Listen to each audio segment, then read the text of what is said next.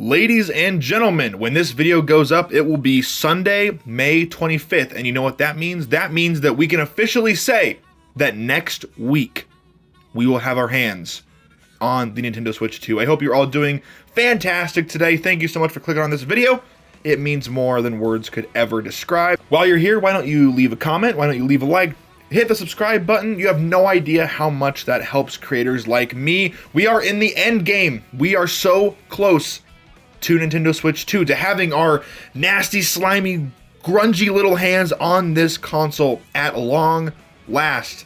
And I wanted to make yet another video talking about Mario Kart World. Now, I know I've made videos on this game before. I've made several videos on this game at this point, but this video specifically is going to be about me talking about the vast, unprecedented, and untapped potential that this game has. I've been seeing, yet again, some more videos floating around, and you know, I don't have any problem with that. More power to the creators, whatever. About people being concerned, about people not really being that excited, people thinking that maybe this will be a cash grab, this, that, and the other, whatever, gets super wishy-washy. It is what it is. So I wanted to make this video talking about why this game has the potential to be one of the biggest games Nintendo's ever made. Now, if you're not super chronically online like I am, you might not have seen the articles where people were interviewing Nintendo and they came out with a bunch of new details, not only about Mario Kart World, but also about Mario Kart 8 Deluxe. And in these interviews, Nintendo said that, in short, Mario Kart 8 Deluxe was really never planned from the beginning for the Switch 1. Mario Kart World was supposed to be a launch title for the original Switch. But very quickly, very early on in development for Mario Kart World, all the way back in 2017, they realized, hey, this game is a lot bigger, a lot more challenging. This is going to be impossible for the original Switch to run. And I 100% agree. Looking at the graphics comparison between Mario Kart 8 Deluxe and Mario Kart World and just how much bigger World is, it doesn't take a genius to realize that Mario Kart World looks much better than 8 Deluxe. Even when you get more specifically, when you zoom in, you look at the models, you look at the backgrounds, the courses, etc., World just looks better. And then you add in the free roam, how big the game is, how hard it would have been on the Switch 1, how literally impossible it would have been for the Switch 1 to run this game. And so, instead of shelving Mario Kart World, right, instead of throwing it away, instead of canceling it, they continued to work on it all the way through the Switch 1's life cycle, meaning they have been working and developing Mario Kart World since 2017. This game's been in development for 8 years at this point. And so obviously, again, instead of getting rid of it, instead of shelving it, they ported Mario Kart 8. The Wii U, like everyone knows, it sold like 6 units worldwide, and so Mario Kart 8, not a lot of people played it, and so they ported it to the Switch 1, where everyone played it, had the Deluxe, had the Booster Course Pass, all the new tracks, all the new characters, the battle modes, and the rest is history. And so why am I making this video? Why am I talking about Mario Kart World again? Why am I bringing up the fact that Mario Kart 8 Deluxe wasn't even initially planned from the beginning to be released on the Switch 1? Mario Kart World was. Because that just shows that there is going to be so much to do in this game. And this is kind of rehashing a tiny bit of what I've said in my last videos. But when people say they don't want to play the free roam, then don't play the free roam, right? Worst case scenario, there's maybe a costume you won't be able to unlock. Or maybe this, you have to do this in free roam to unlock this. Or you have to do this specific mission in free roam to maybe unlock this costume. Or maybe a voice line. We don't know what's going to be unlockable in this game. But we know that it's been being worked on for over 8 years. And so there theoretically should be over 8 years of content in this game. And by the looks of it, there is.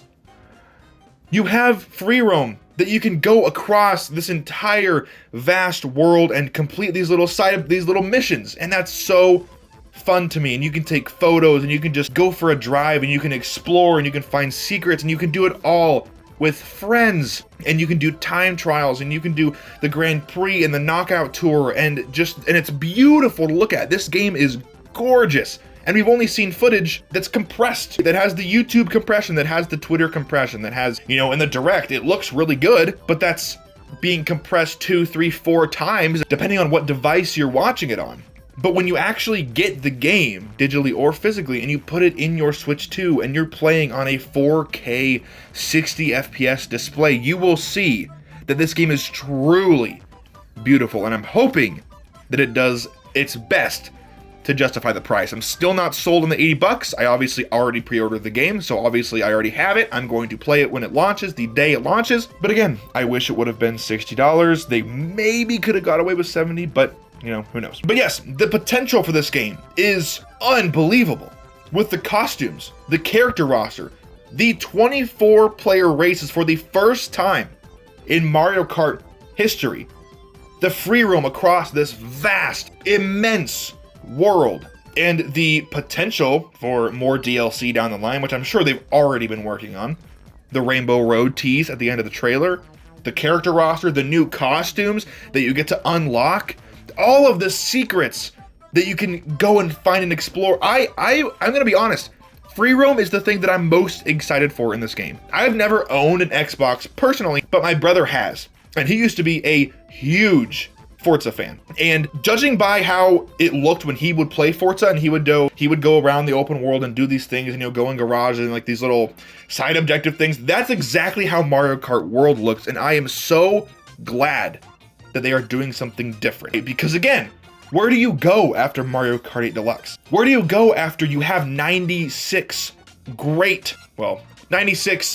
courses that vary in quality, right? And you have all of these characters, Funky Kong, Diddy Kong, Donkey Kong, obviously. You have the Koopalings and obviously Bowser. Like, the roster was nuts.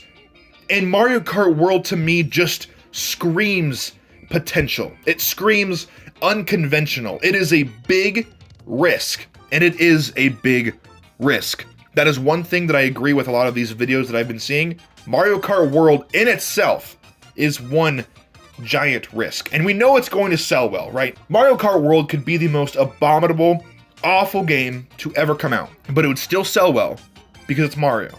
More specifically, because it's Mario Kart. You have Donkey Kong, you have Peach, you have Pauline, you have Daisy, Rosalina, Mario, Luigi, Toad, Toadette, Birdo, Yoshi, this great roster with a bunch of weird, unconventional picks, but that's just my thing, going back to my main idea of this video. It's unconventional, it's weird, it's bizarre, it's different for a Mario Kart game, but it's different in the best way. It's keeping things fresh. It's keeping us on our toes, because what are they gonna do next? That's been my biggest question ever since 8 Deluxe came out, and I've talked to my good friends about this. What are they gonna do? Like, what do you do after Mario Kart 8 Deluxe is objectively the ideal kart racer, the ideal Mario Kart game? Well, what you do is you take the formula, you switch it up a little bit, and you double the amount of racers per race, right? Make it from 12 to 24. Actually, I think in DS it might have been 8. Correct me in the comments if I'm wrong on that. But you introduce modes like Knockout Tour, a battle royale in Mario Kart, which I cannot wait for. That looks so fun to me, like Fall Guys. I can't wait for that. And then the free roam. You gotta go across this entire world and do missions, side quests, and find secrets, and you can do it all together with friends online, locally, and I'm just so excited, you guys. I am picking up my Nintendo Switch on Wednesday, June 4th at 11 p.m. So it is technically Wednesday when I will be getting my Switch 2. I have so many videos planned from now until then. I have an anticipation video coming up. I don't know yet if I'm going to be live streaming launch day, but I'm definitely going to be doing a vlog that will go up on the channel. I'm going to do an unboxing of the Switch 2. I am so excited, so lock in, you guys, because there is some crazy, exciting stuff that I am so grateful that I get to do this along with you guys. You get to see my experience, we get to share that experience together. So once again, go ahead and like and subscribe if you can. Join the Discord if you would like. It's in the pinned comment as well as the description. We'd love to have you guys. Stick around in the channel. There's never been a better time to join the community. Become a member if you'd like. There are some awesome perks there. And I will see you guys in the next video. I hope you all have a great rest of your day, and take care.